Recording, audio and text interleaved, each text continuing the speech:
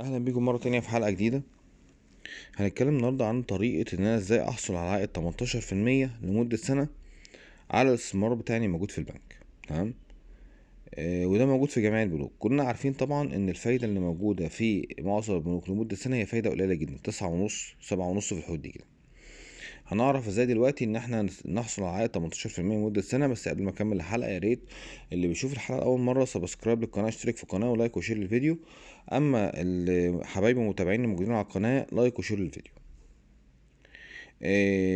هنتكلم النهارده عن اذون الخزانه، وهي احد وسائل الاستثمار قصير الاجل، او اللي هي لمده سنه بمعنى اصح، يعني فاقل، اللي العائد بتاعها مرتفع. وهي عباره عن اداه من ادوات الدوله او من ادوات البنك المركزي اللي بتطرحها في البنوك.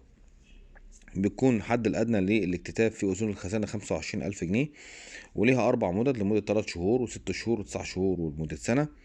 ويبقى في ضريبة 20% على الفايدة اللي هو على العائد بتاع أذون الخزانة اللي موجود فيه، اللي بينزل في بداية المدة. وبيتم خصم 20% من اللي هو من قيمة الفايدة من أصل المبلغ في نهاية المدة. تمام. ليها أسعار طبعا، كل فترة ليها أسعار. 3 شهور ليها سعر معين، والإيه والست شهور لها سعر معين، وهكذا. بيبقى في حد ادنى للجلسه، وفي حد او في حد ادنى لاذون الخزانه وحد اقصى. وبيتم الاكتتاب على حسب متوسط السعر اللي بتحدده الجلسه ما بين الحد الادنى والحد الاقصى اللي موجود في لاذون الخزانه. تمام. تعال كده نشوف مع بعض الاسعار اذون الخزانه الموجوده حاليا ايه. هنبدا اول بالثلاث شهور. الحد الأدنى 18%، والحد الأقصى 21.04، ومتوسط السعر بتاع الاتنين 20.96. الصافي يبقى طبعا بعد خصم الضريبة 16.78.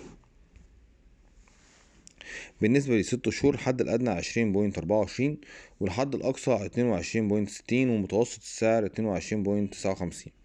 الصافي بعد خصم الضريبة 18.08.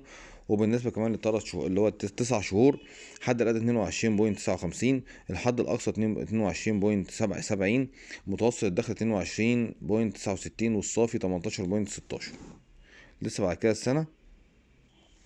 بالنسبة للسنة، الحد الأدنى 14%، والحد الأقصى 22.70، متوسط سعر الجلسة 22.54، والصافي 18.04.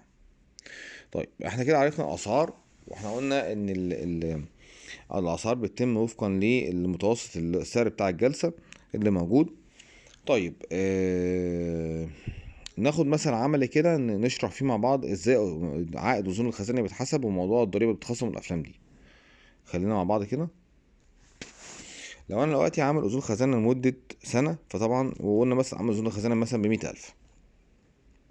قلنا اذون الخزانه لمده سنه تقريبا المتوسط السعر بتاعها 22 بوينت ايه ونص، يبقى هنضرب فيه 22 ونص، واللي يطلع هنقسمه على 100.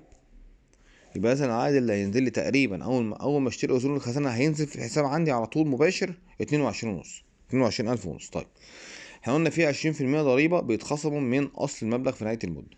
اضرب الرقم ده في 20%، بوينت 20،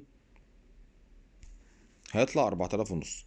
لما نيجي نطرح 4,000 ونص دول من 100,000 اللي موجودين ان هم في نهايه المده، ان هو اصل المبلغ، زائد بقى 22 ونص اللي هم الفايده اللي نزلت، يبقى المفروض مكسبك بعد الصافي بعد الكلام ده كله هو 118. لما انا قلت لكم في الصافي من شويه هو 18%، بالفعل لما نيجي نضرب 100,000 في 18 هيطلع 18%. وده الصافي اللي احنا حضراتكم بنتكلم عليه، هو عباره عن المبلغ اللي نزل اللي هو سعر العائد بتاع اصول الخزانه مضروب في 20%، فيطلع الصافي بتاعه بعد خصم الضريبه ايه 18% اللي فوق ال 100,000. تمام كده. خدنا مثل عملي لمده سنه. تعال نشوف مثلا عملي برضو لمده 3 شهور. لو قلنا برضو انا معايا 100,000 جنيه، وقلنا العائد لمدة ايه 3 شهور، متوسط السعر 20.96، واللي هيطلع هقسمه على 100. يبقى اذا اللي هينزل في الحساب اول ما هشتري اصول الخزانة 20,960. تمام. بس في نقطة هنا بقى، ده العائد السنوي. يعني انا بقى بضرب كده السعر 18% ده لمدة سنة. فطبعا احنا قلنا لمدة 3 شهور، فاللي يطلع ده هيتقسم على 4. تمام. اللي هيطلع هيتقسم على 4، هنقسم على 4 يبقى اللي هيخش لي في الحساب 5240. 5240. نضرب بقى الرقم اللي دخل دوت فيه 20%، هيطلع 1048. تمام كده. طيب يبقى اذا احنا قلنا اللي من شويه قلنا 5000 وكسور دول اللي هينزلوا في الحساب. نطرح بقى من 100000 جنيه اللي هو الرقم ده هيطلع 98,900. 98,900 زائد ال 4200 اللي احنا قلناهم في الاول مثلا على سبيل المثال، اللي قلناهم من شويه، هيبقى مكسبك في الموضوع كله 3100 جنيه تقريبا، او 3200 على حسب الايه، بالكسور يعني. تمام كده. كده فهمنا انا ليه قلت خدت مثلا على قد ال3 شهور، وخدت مثلا على قد السنه. 3 شهور انا حسبت على قد ال3 شهور، حسبنا ضربنا المبلغ في الرقم اللي هو سعر العقد اللي موجود، وقسمناه على 4 عشان هو 3 شهور، يبقى الفايدة المفروض بتنزل كل 3 شهور 4 مرات في السنة. والرقم اللي داخل عندي ضربته في 20% وخصمت من أصل المبلغ اللي موجود، وطلع الفايدة كلها على بعضها بالشكل اللي انتوا شايفينه قدامنا. تمام كده. احنا شرحنا مثلا على قد السنة وعلى قد ال3 شهور، طبعا 6 شهور نفس الكلام و9 شهور نفس الكلام. بكده نكون وصلنا لآخر حلقة النهاردة.